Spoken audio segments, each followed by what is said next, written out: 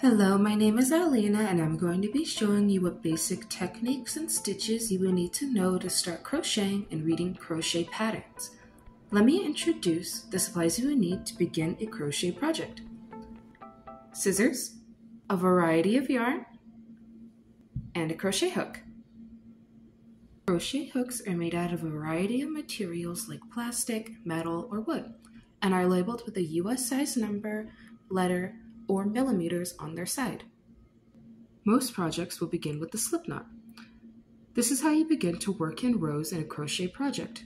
To do a slip knot, go ahead and find the end of your yarn, the tail. Go ahead and grab that on the front of your fingers. Grab the yarn that is still attached to the ball and bring it around the back of your fingers till it's at the bottom right there, still holding onto the tail of your yarn with your thumb. Go ahead and crisscross that over the yarn tail until it's at the top of your fingers and you see an X. Twisting your fingers, you can hold onto that string and guide it around the back till it looks like an equal sign. Equal sign on the back, X on the front, still using your thumb to hold the tail and your thumb and your pointer finger to hold the rest of the yarn. Now looking on the back where you see that equal sign, go ahead and grab your crochet hook. And what I do is I reach under that first string, grabbing that string in the back with my hook, just like that, have it on my hook. I pull it under that first string while slowly twisting my hook so it is facing up. You can start wiggling your fingers out of there and grab the two ends of yarn and gently pull. And then there is a large slip knot. You grab the two ends, the one that's connected to the ball and the tail. You grab them and pull them, and they will be a lot tighter and smaller on your hook. And that is how you do a slip knot. And you can then use a series of slip stitches to start a foundation chain on our slip knot. So with the yarn on the hook, go ahead and grab your yarn the way is most comfortable to you.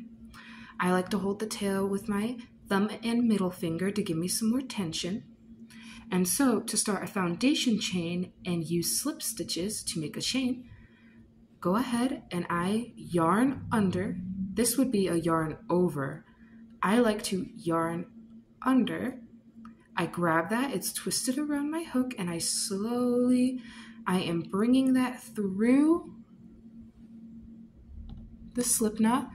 And then there is a little V on the back, as you can see, and that is the first chain in our foundation chain. You simply repeat that by yarn under, pull it through the loop, and now you can see two little V's. Those are the two chains in our foundation chain. And a foundation chain typically goes on as long as the project you're working on needs it to be. It's also very common practice for a project to begin with the magic circle or magic ring. This is how you begin to work in the round in a project. To make a magic circle, kind of like earlier, we're grabbing the tail of our yarn, holding that with our thumb right there as we put our two fingers together. Grab that yarn, and what we're going to do is we're pulling it behind just like earlier. And instead of making an X here, we're going to make an equal sign on this side. So we're going to keep pulling our yarn in front of our two fingers right next to the tail, hold by our thumb. Twist your fingers, and then instead of an equal sign on the back, we're making an X on the back. So I crisscross that yarn, and I like to use my ring finger to hold it right there for me so I can get this hand and grab my hook. We have the equal sign on this side, and on the back of our fingers we have the X, so I grab my hook, and this yarn right here, that's the yarn underneath, so I go underneath that and pop out right there. And then this yarn over here, that is the yarn that is on top. I grab that, I pull that under, and we have a little loop on our hook. So we're almost done. One more time, this yarn right here, that was the yarn that we just pulled. We're gonna go under that again. Got that on our hook, and we're gonna give this a pull through the little loop we have on there right now. So slowly pull that through. You have one little loop on your hook, and you could wiggle your fingers out, let everything go. And what you should be left with is a magic ring. You have this little tail right here that helps make the ring smaller. Or if you pull in the circle, and pull that tail and the yarn back out, you can make it bigger. And then typically once you're done crocheting, you pull this tail as tight as you can and it makes it disappear. And that is the magic ring. Now I will show you the 3 most common stitches when reading crochet patterns for the last part of this tutorial. I will be performing these 3 stitches in the magic circle, and I'll show you how to do that. So I just have a magic circle here on my hook, and I will show you how to do these 3 common chains inside of this circle as if you were starting a project. I have that little loop we made in our magic circle right here on the hook. I am holding the yarn what's most comfortable for me. And we are going to do our first stitch, which is the shortest height-wise, called a single crochet. To do this in the magic circle, you get your little tail piece out of the way. You don't need that right now. And you get your circle. You stick your hook through that circle. You grab the yarn that you're holding on your finger and you pull that through. You got 2 loops on your hook. Then that yarn that's still on your finger from the ball, you grab another and you pull that through the 2 hoops you have on your hook, and that is a single crochet. It always forms a little V at the top. That's how you know you made a successful stitch. I'll show that one more time. I stick it through the circle. I grab the string that's attached to the ball and I pull it through. I got the 2 loops. I grab that yarn again and I pull it through both my loops. And now I have 2 little V shapes at the top, showing I got 2 single crochets in here. All right, I have our magic ring with our 2 stitches on it. Ignoring those, we're gonna move on to the second tallest stitch called the half double crochet. And it has just a little more steps to it, but it makes your stitch a little taller so that you have to do like less work at the end, depending on your project. It starts the same. You got your circle. You go ahead and stick your hook not through the circle, but you actually grab a yarn string right there, so you have 2 loops on your hook and one of them's coming from the yarn around your finger.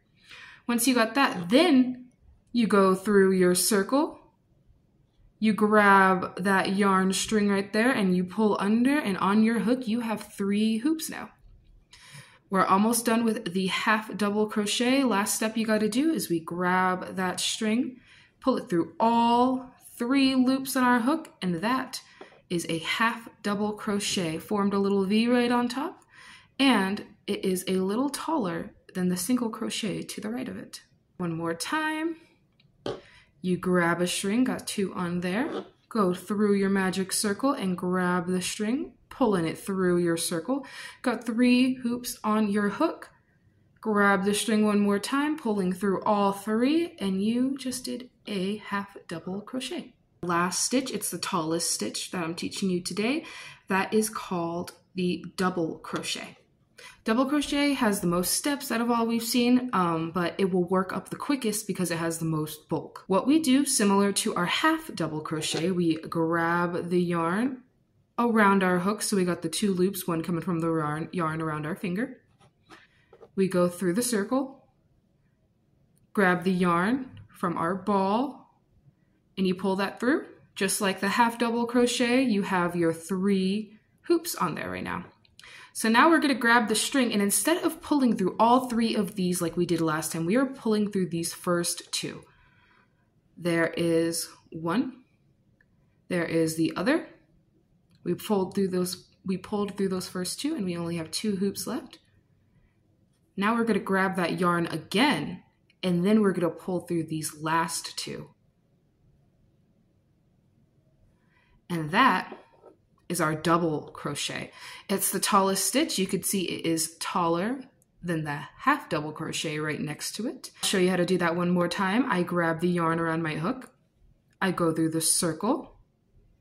I grab our yarn again. I have 3 hoops. Grabbing that yarn, I pull through my first 2 hoops till I have 2 on there.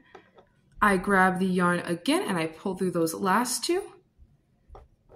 And there is a double crochet. You could see how they get in order from shortest to tallest, depending on the stitch.